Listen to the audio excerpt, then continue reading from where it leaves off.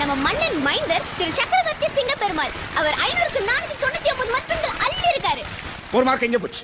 நான் கரெக்டாதான் எழுதுனப்பா, எப்படி மிஸ் ஆச்சுன்னு தெரியலப்பா. ரீவேல்யூஷன் அப்ளை பண்ணலாமா? சரிப்பா. Are you confident? Confident, sir, நான் ரீவேல்யூஷன் போறேன் சார்.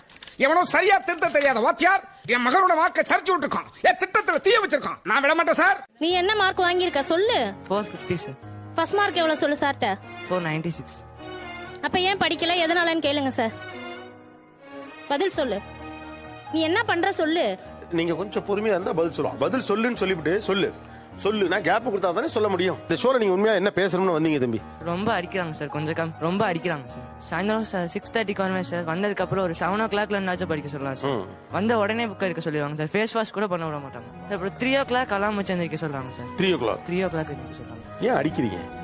சார் நம்ம அந்த அளவுக்கு சொல்லி கொடுக்குறோம் சார். படிக்கல, மார்க் நம்ம நினைச்ச மார்க் வரலைங்கல, கோவம் வருது இல்ல சார். அடிச்சுட்டு என்ன சார், இந்த தடவை பெல்ட்டே பிஞ்சு போச்சு சார். கொஞ்சம் அடிச்சுட்டு என்ன சார், ரொம்பவே 9th ஸ்டாண்டர்ட் துவக்கத்துல இருந்து கொஞ்சம் கூடுதல் அடிக்க ஆரம்பிச்சீங்க. ஆமா சார். கொஞ்சம் அமைதியா யோசிச்சு பாருங்க. அவன் எப்பையில இருந்து குறைய ஆரம்பிச்சிட்டான்? இப்பதான் சார். எப்பையில இருந்து?